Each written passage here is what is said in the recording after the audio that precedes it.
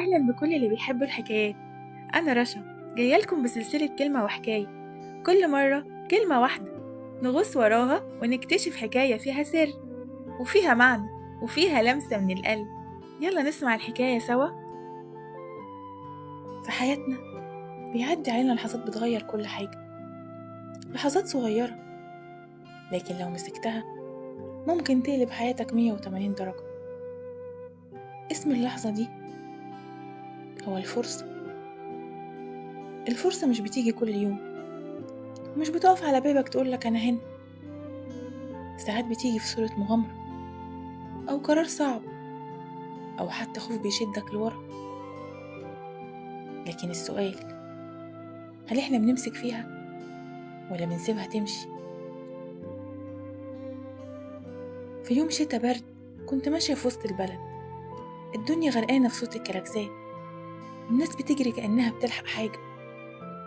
كنت محتاجة أهرب من الزحمة، فشفت كافيه صغير على ناصية شارع جانبي.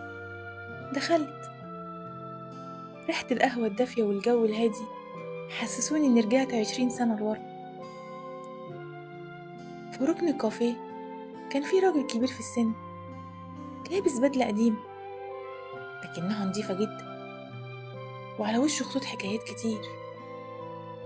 قعد على الترابيزة اللي قصادي وبدأ يحكي للجرسون اللي واضح إنه يعرفه من زمان. أفتكر يا عماد يا ابني، كان عمري وقتها 24 سنة.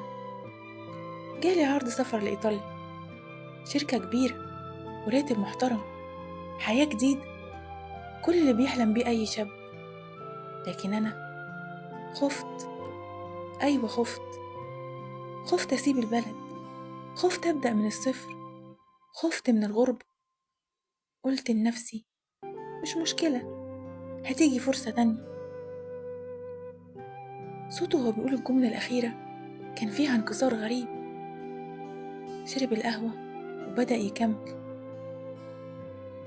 السنين جريت والشغل فضل هو نفس الروتين، نفس الوشوش، والفرصة ما رجعتش. النهاردة لما ببص ورايا بقول لنفسي يمكن لو كنت خدت القرار وقتها كانت حياتي كلها اتغيرت.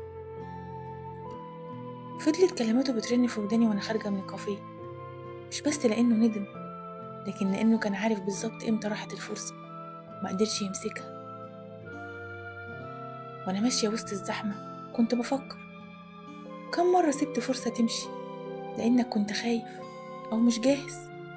الحقيقة إن الفرصة بتجيلك وانت مش مستعد، بتجيلك عشان تختبر استعدادك. ممكن مرة واحدة تغير كل حاجة، أو تفضل طول عمرك تحكي عن صوت القطر اللي فاتك من غير ما تركبه. الفرصة مش بس كلمة، دي باب لو اتقفل يمكن ما يتفتحش تاني. وبكده تكون خلصت حكايتنا يا أحلى مستمعين. لو عجبتكم الحكاية شاركوها مع اللي بتحبوه، واعملوا لايك واشتراك وفعلوا زر الجرس علشان توصل لكم كل حكاياتنا. استنوني في حكاية وكلمة جديدة.